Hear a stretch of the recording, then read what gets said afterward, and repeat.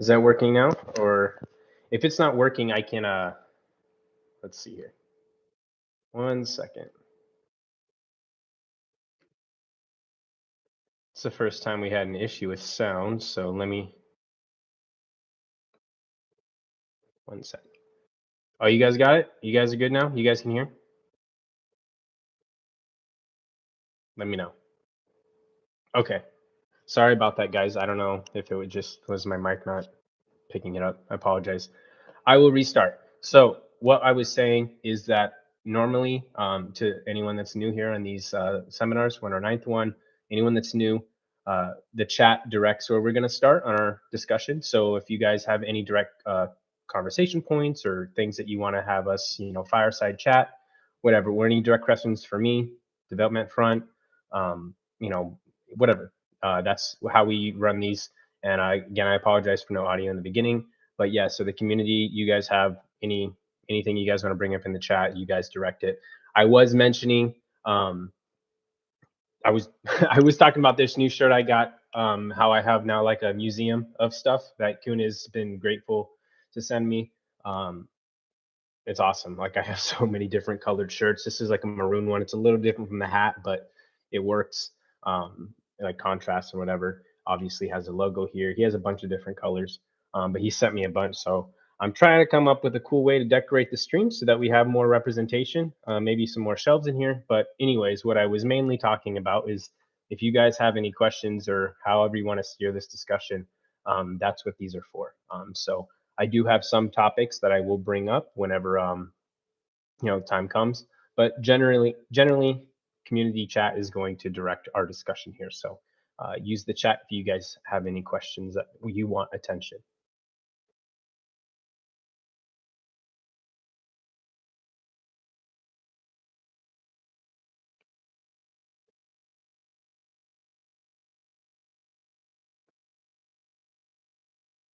And I was responding to your comment, Caleb. I also received two of those mugs, different sizes for each one. So I was grateful to receive that from Kuhn. Again, he hooked me up with my own personal museum, basically. So I have merch out the wazoo, running out of space in the in the closet, but it's worth it for me.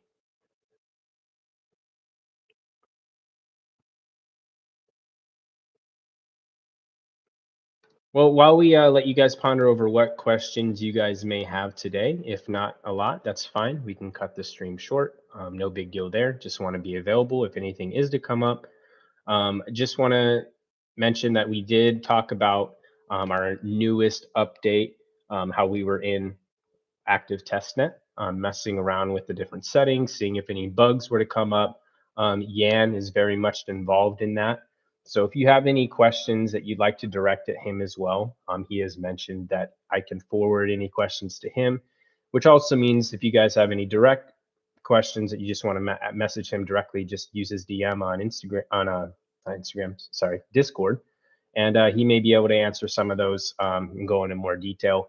But he's very much involved, as am I, in the testnet, along with Barry, our lead blockchain developer, Barry Style. I know a lot of you may not recognize him by name because he's not as active in Discord, but that is just because of just how we work together. Not everyone is active on Discord. So live testnet has been a success. We've come into just like, normal bugs that pop up that we want to make better before we release it into Yan Safe and obviously a mainnet push for consensus to be reached for the update to go live. So our testnet's going great, basically issuing different tokens, issuing different supplies, and then working on making sure that they're being received at the address it's supposed to be sent to. Obviously, that's very important. But just with a token layer now being added to a mainnet network of PAC, where that's the only native token or coin, I should say, it's vital that we go through this testnet stage. So again, if you have any direct questions on that, awesome. And also Yan would be available to field any of those questions on his own time.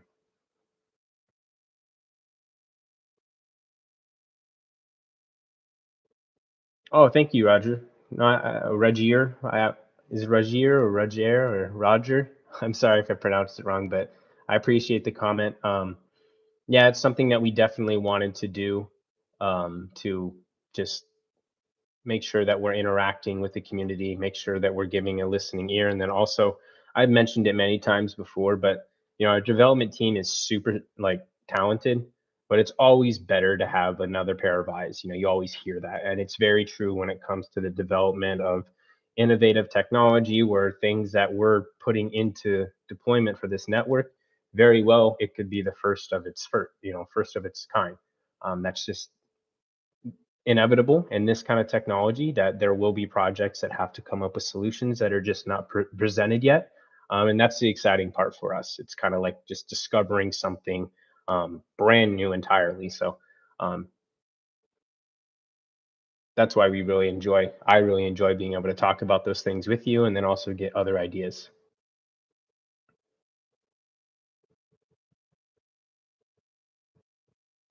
Yeah, maybe we should let's refrain from jokes like that. Just have a little more you know, little more tact on kind of comments like that. It might be offensive towards some. Could you please talk about Yan token release? Yeah, so Yen token is obviously the update that I was just speaking of, what we're in testnet for, the token layer implementation. So that's been what we're primarily focusing on in that testnet, issuing different tokens. Obviously, they have their own names, different supplies issued, and then transacting with them on the network, making sure that's going smoothly, making sure that it's not needed to just be RPC commands, etc. So um, it's just one of those things that will take time. Well, it has taken time, but we're so close into the point of now being in testnet and do things like this. It's just really fun to be a part of that. And again, I have mentioned in the past streams, I do not and I won't I don't like to, and I won't be giving, development official updates of releases or statements, etc., on these live channels, because I don't want to misspeak, and then also it conflicts with our organization. Just getting out the news on all our socials at the right time, at the same time, primarily, so that everyone has an equal opportunity to look into the different things that are coming out.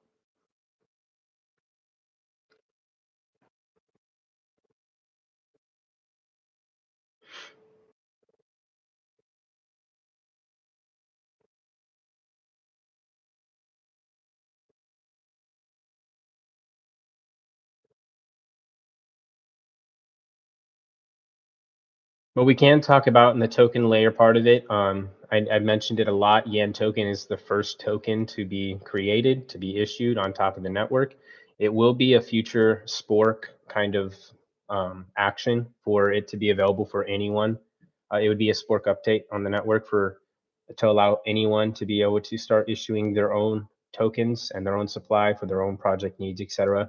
It's not going to be available on launch. On launch, it's only going to be Yan token, just not to overshadow, obviously, Yan DNA. It's a staple product line of which its use is intended for. So that's why our update is going to look that way. But then eventually, obviously, we'll have it to where anyone will be able to issue their own token and have their own project be supported by Pack Protocol if they choose to. One question: any ideas how master owners can capitalize on the Yan token reward besides using it ourselves? So, um, obviously, the most useful way to use Yan token is when Yan DNA is fully optimized and released, and featuring your ability to deposit Yan for collateral purposes to reserve specific amount of storage space on the IPFS network that is allocated. But additionally, there'll be a lot of different ways that we obviously want to add different features and potentially like a marketplace type of activity within Yan DNA or a separate product, but obviously being tied into Yan token and Pack, of course, too, to where people can distribute files, maybe specifically NFTs, collectibles, etc.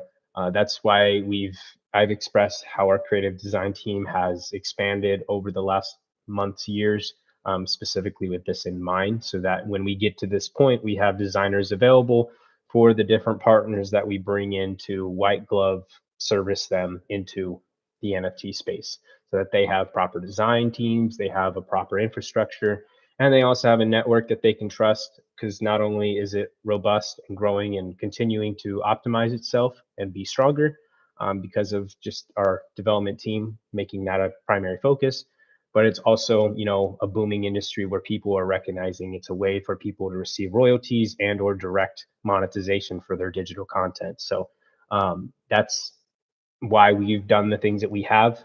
It doesn't come as a surprise to look at the past ways that we've marketed ourselves, the industries that we've connected ourselves to. That way, we have those foot in the door, so to speak, if you will, into introducing this technology and the ability for content creators to build off of Pack Protocol.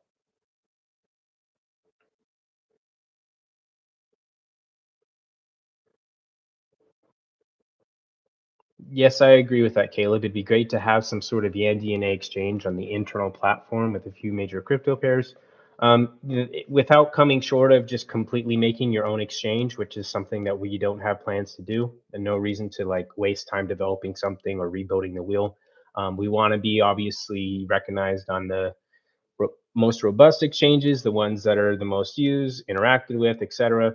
They have their own requirements. We've spoken on them in the past. I don't want to keep going back to the exchange chat. I know that's not where you're trying to steer, but it is, you know, obviously a need to have a token, native coin, etc., listed on an exchange for easy access.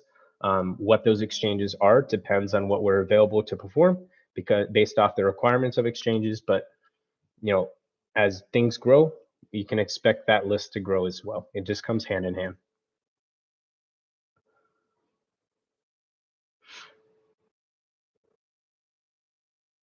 Could you elaborate on that question, Tipster? I see a lot of things going on Twitter from community. I don't follow, everything that happens on Twitter. I'm not tagging everything, and if I was, that would make it even more difficult. So if you could maybe be more specific so that we could um, target exactly what you're trying to talk about.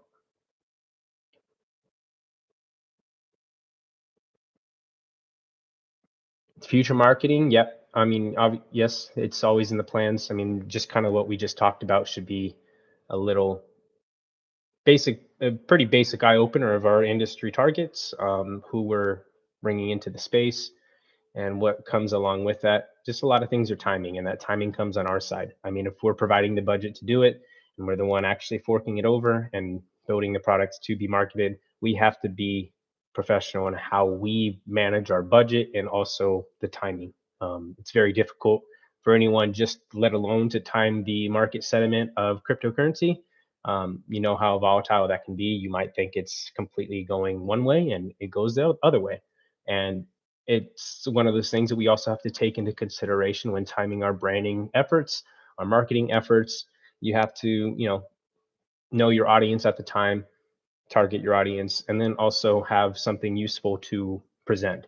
Not everything that we push is like continuously like market, market, market, market, buy. Like we don't target that. We want to come up with solutions for real world problems and then present the solutions. And if they are real solutions, then that will speak for itself.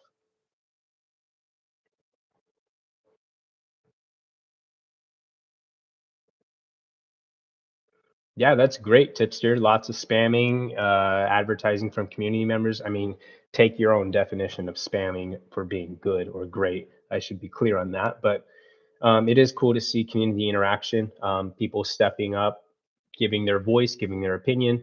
Um, it's really cool to see. And as that activity picks up, it's not just recognized by us inside or community members, it's going to be recognized from those outside.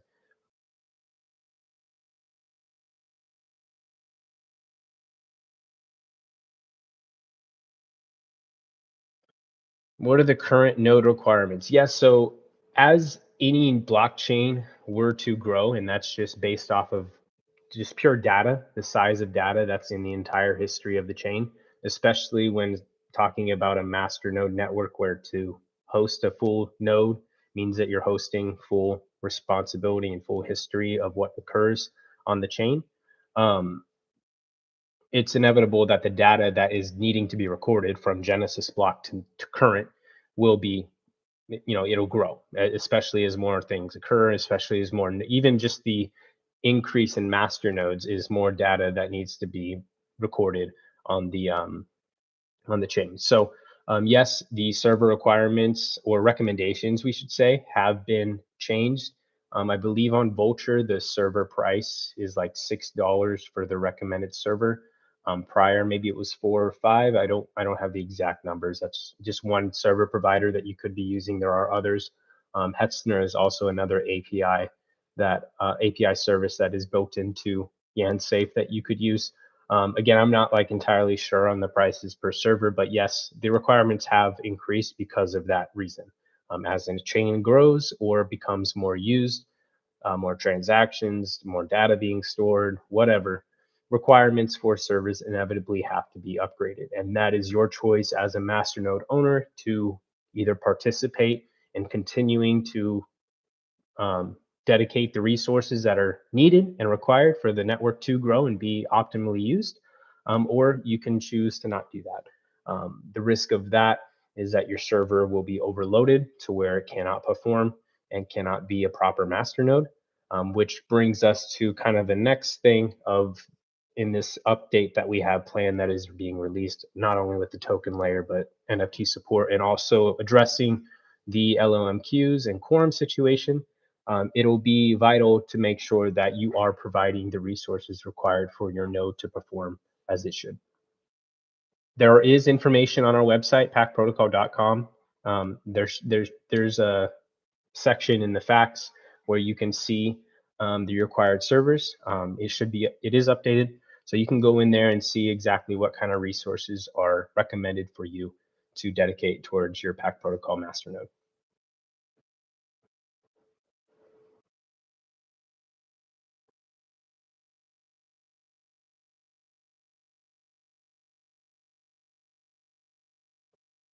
Is YanDNA data storage primarily for the individuals, or are there already developments with larger companies, for example, law firms, etc., who will use YanDNA for huge amounts of data storage? Well, there's, I guess, two answers to that question, Roger. First and foremost, YanDNA is a public offering product, so it's free for anyone to download and then choose to use. In the when we're no longer in beta and it's full launch, you'll have the ability to deposit Yan token to allocate the data storage that you need. That would be the same for if you were a private company or a private individual. That wouldn't change. But you have to also take in consideration that we are a development company. We will and we have addressed different companies um, offering our solutions, offering the ability to showcase IPFS distributed storage system instead of a complete central system. And we do have, our own private business correlations and deals that we do as a company. Helps us obviously provide budgetary support to the products that we deliver for you guys. So yes, we definitely want to broadcast IPFS solutions for data storage. YanDNA is definitely a part of that. And for anyone to accumulate their own data storage allocation, they have to deposit Yan token into their account when that's available. We may obviously have products that we build that are not public, just uh, basically products built specifically for private companies' needs. That's us as a development company. That's us how business is done on that side. But it's important to note that we are always going to tie it together as far as distributed content storage, and then add in that potential decentralized growth part of it to where you guys, the people, can grow the amount of storage that is available because you can choose to install the additional software that IPFS requires.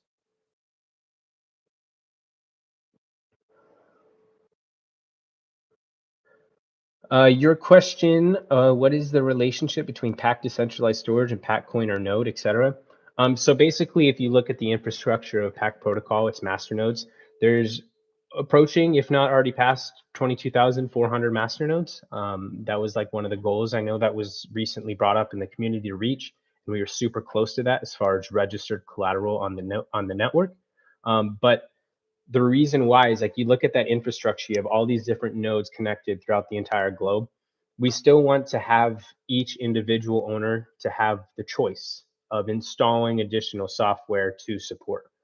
The reason why is because not every product offering is going to be worthy of someone to be supporting.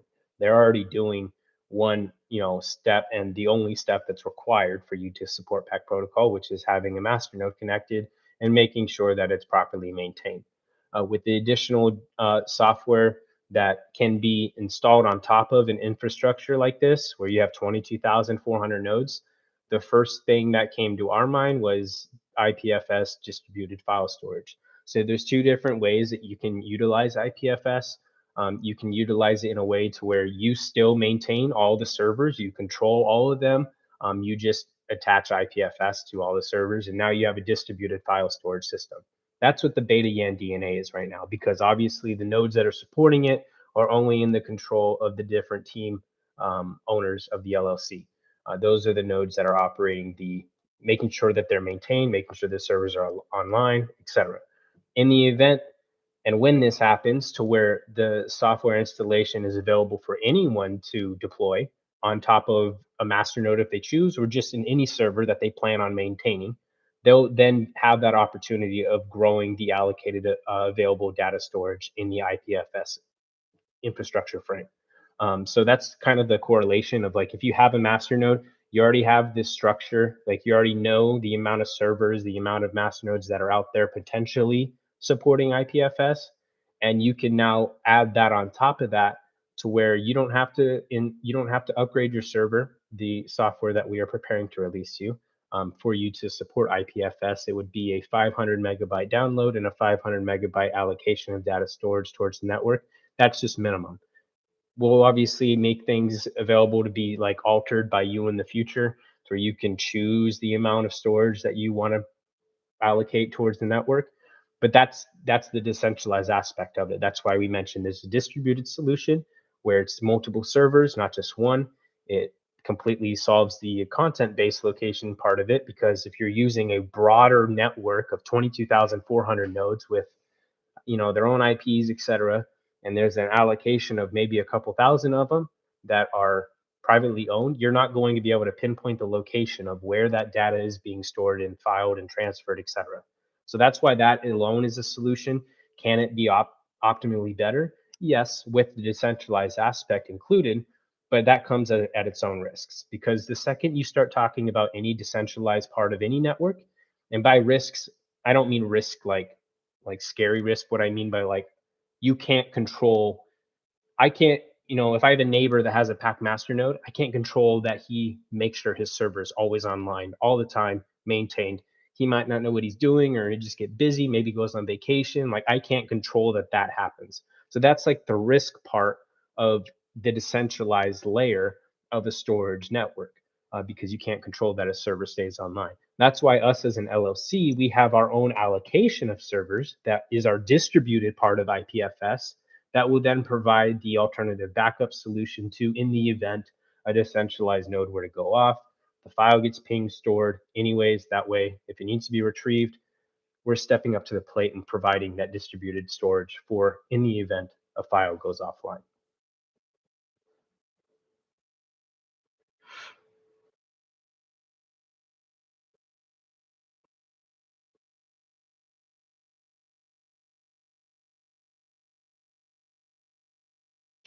Does PAC plan to have storage tier systems for individual enterprise offered through the legal entity, provide the infrastructure and assistance to integrate companies to plug into PAC YAN? So again, YAN DNA is a public offering. So if a company chooses to use YAN DNA for their own purposes, like, we wouldn't know about it because they're doing it on their own. They would have to allocate YAN to do so. But again, kind of just reiterating what we were a little bit talking about already, us as a private company, if a company were to address us and be like, hey, we want to use IPFS file storage for our needs, we may not necessarily always direct them into YAN DNA. Their solution may not require or want the support of decentralized nodes. Because you have, and my best example of this, and not to like talk bad about any project, because I'm not doing that. I have no negative feelings about any project, but that I'm mentioning right now. Uh, XRP, their validator system, the ones that they choose to accept, it works for them. They do not want decentralized random validators being flagged and chosen as trusted if they themselves do not trust them. And that may be changed. I might not have their updated version of how their validators work, but I know in the past that there's been projects where they pick and choose how many full nodes or validators are operational on a network or allowed. That's one way that a private company may view things. If we don't want to allow the additional aspect of anyone can help provide storage for us, they may just want to provide the storage themselves through third-party solutions, but use our software and our interface to provide usability.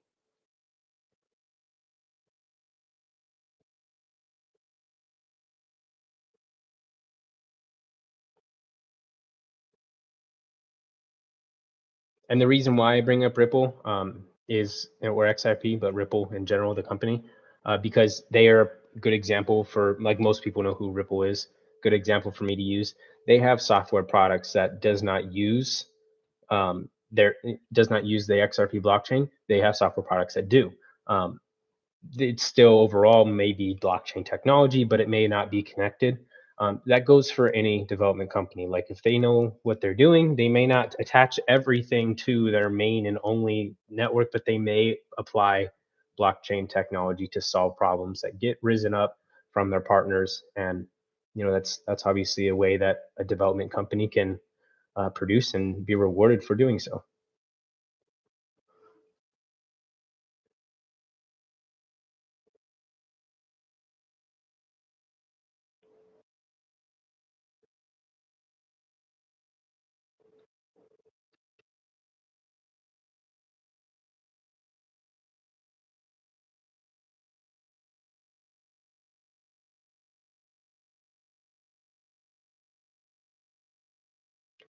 Okay, we are approaching the 30-minute mark. Just wanted to make sure from the new people that joined to be aware that if you have any questions that you want to be um, sure that they get attention, just use the chat. It's open to anyone. Let's just be respectful and responsible in our words that we use. Yes, actually, I can read you my latest update on that Yan filled me in on. One sec.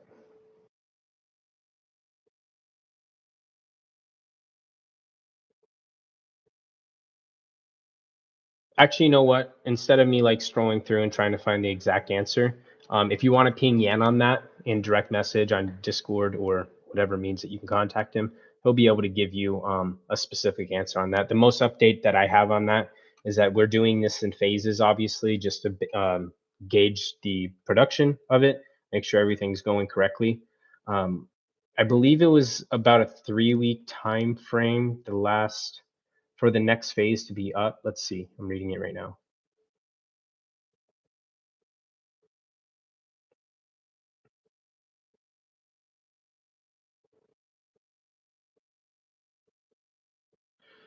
Okay. So what we have completed for review, the wireframes for the website, the pages, the research docs, etc. And then we're just going to go through feedback, go through any changes that may need to be done, suggestions, etc. on that. Then stage 4 after that, which would be once we reach that point, would take about another week or so to complete that. That's turning the wireframes into finished designs, which would be taking the feedback that we just gave off the originals and then making those adjustments, doing the actual copywriting. And then the next stage after that would be editing and reviewing the pages and making sure everything's finalized. That way, everything will be complete at that point. And then once that's done and the pages are done, we have an artist that we're bringing in to do specific artwork for the website. And with those designs, we can start developing the website to completion. So there's just multiple individuals involved. We have these, planned out in multiple stages, but it's coming along good. So when we are finally able to put that all together, just know that there's multiple individuals being part of that. So expect something pretty exciting or pretty fancy or pretty good looking.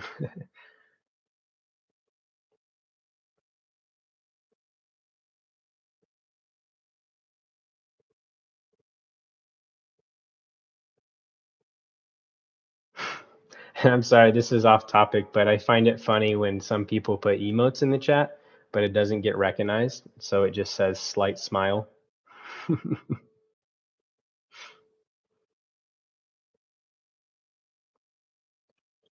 No worries, Caleb.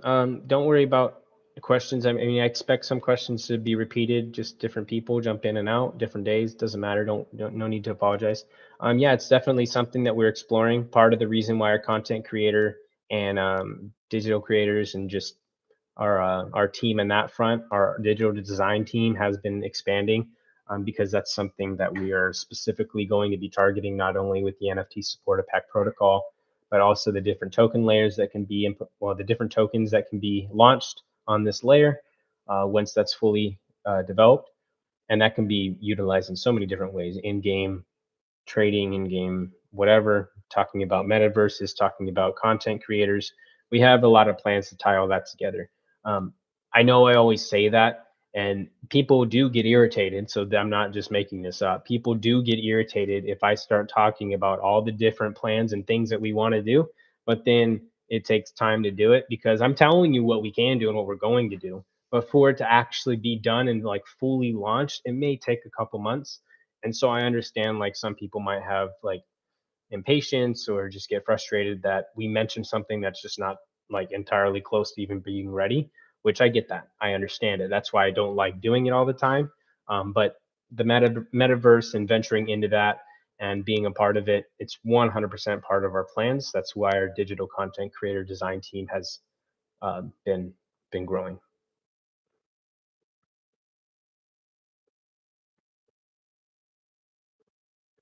And it's another kind of not hint, but it's why our website's taking a little longer because it's no longer like you have to be competing with what it needs to be. And understanding what it needs to be is kind of hard when it's a new scene. So we have different designers part of this website. And so when we release it, it's going to be something that we're really proud of. A lot more easy to navigate, more information, things like that. And simple.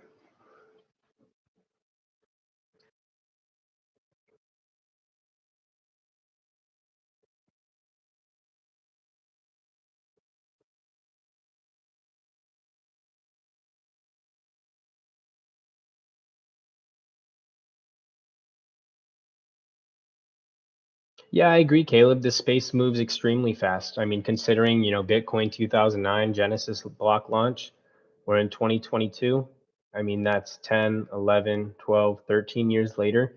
The things that are offered in this space now are completely different than what was even discussed as being possible in the blockchain industry. And even if it was discussed, it wasn't picked up at all. No mainstream attention, very, very, very small community compared to what it is now. You have celebrities endorsing cryptocurrency, not like endorsing, I shouldn't say endorsing, I mean recognizing the value that blockchain can bring to anyone, not just celebrities, but any individual. That's starting to be recognized. So like the scene's completely different, and Pack has obviously been steady in what we try to produce and the visions that we're trying to stay close to, stay tied to. But obviously, it's beneficial for everyone to venture into the unknown when different innovations are, brought to light. How can you be involved? How can you maybe make it better? That's how blockchain has got to this point, anyways. A lot of different innovators and a lot of different ideas just getting smashed together. So um, it's it's one of those like two roads. You got to pick the right one, and even if you pick the wrong one, you can always find your way to the right one because there's just so many different opportunities. It's not cut and dry.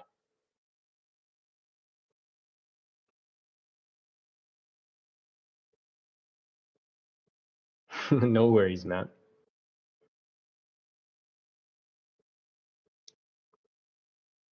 But yeah, not only just Bitcoin from where it is now and what it is, and all the different additions that they have just to the basic Bitcoin network. You have the Lightning Network. You have wraps to where Bitcoin can be wrapped over into Ethereum and other chains, vice versa, etc. And then Pack, you look at Pack from its genesis block of being a masternode capable coin, and that's just cutting history off there because Pack actually comes from, I believe, 2013 where it was just a proof of stake coin with a lot of different problems, a lot of different exploitable bugs. When Pack Genesis of the Masternode series was launched, we're talking, a couple years now, 4 years going, yeah, 4 years. The differences in what this network is capable of is night and day. It used to be a proof of work concept network, which is susceptible to miners taking advantage or exploiting the difficulty only for their benefit. You had mining pools attacking. You had many different available problems that could happen because it's a decentralized network. You can't control what can happen. You can start preventing stuff, but then that means what are we doing? We're making optimizations, we're making updates, we're realizing a problem and then trying to make changes so that it doesn't exist. And then you look at to where it is now. LLMQs, chain locks, proof of stake, no more proof of work mining. And now we're talking about updates of being able to support NFT support, a token layer to where different projects could be built with their own supply, being supported by a network that has a robust amount of collateral being reserved for masternode support. Things change, things get better. And that's why it's really cool to see the support that Pack has continued to have over the years. And we just hope that we're doing a good job showing the support back and bringing innovations to this chain.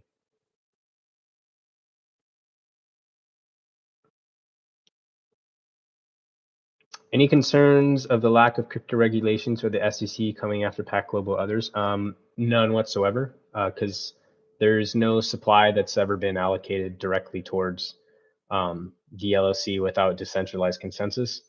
There's no coin mint. We don't use, supply to fund operations. We use supply to support the network, and that's it's completely a night and day situation versus other projects in the past that use ICO type of phases to directly raise funds from their tokens to support a project that doesn't exist yet, basically crowdfund in the decentralized format with no promise, no um, uh, regulation, no anything. Just basically, you had to trust that the project was going to do what they said they were going to do.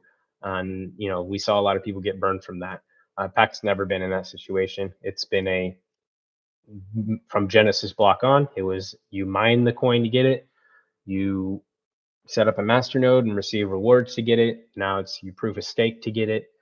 You can make a proposal, and if you get the network decided consensus that it is approved, you get it. So there is no security basis that you can even um, acquire Pack without getting involved in the decentralized network. There is no central entity that you can get directly involved in to get newly minted coins for like Tether or like the US dollar. So no, but I'm not a lawyer. I'm not the courts, and SEC has a lot of regulatory answers to give for a lot bigger projects, a lot bigger situations that have come up. And by our own acquired legal opinion from our own law firm, US based, so that we have our sense of security, that we are not a security, we've acquired that ourselves. So anyone has the ability to go try and acquire their own legal opinion letter for any type of asset, digital or not. But at the end of the day, if it doesn't have an answer from the courts, that's to your own discretion, because legal opinion letters mean nothing if the courts come out and say something else.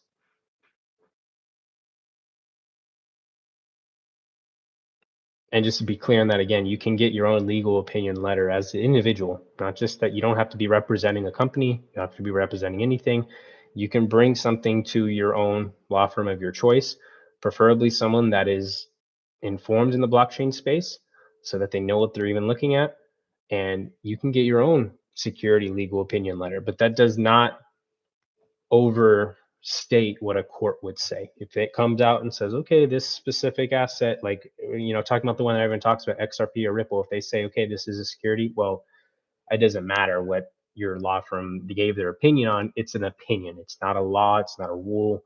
It's an opinion, because they will back you up. They will represent you in a court of law to say that they gave you that's the whole point of having those things, so that you as a company or an individual feel secure in your actions. But again, obviously the blockchain space and cryptocurrency is a widely uh, discussed topic when it comes to regulation and what the SEC is going to do. There's a lot of different countries that have already made their decisions.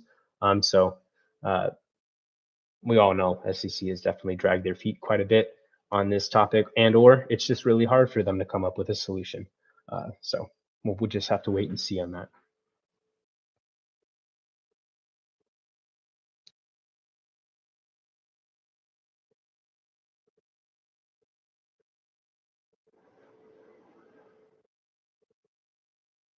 Okay. Well, it seems to me that we had a pretty good stream. We're at the 42-minute mark just now. Um, yeah, I think we're good to go. A lot of good questions today. I appreciate the attendance. And again, our next stream will be on Friday. We're going to try and stick to that schedule: Friday, Wednesday, Monday, Friday, Wednesday. But if need be, if we need to pick them up, if we see, a need in different questions that are arising, or the event that our update gets pushed, I assume that we will have more questions and just more excitement in general. We may even have community discussions where people can share the NFTs that they're minting on Pack Protocol when that's available. So it'll be exciting times. And I, again, appreciate you guys stopping by. And you guys have a good rest of your day, and see you next time.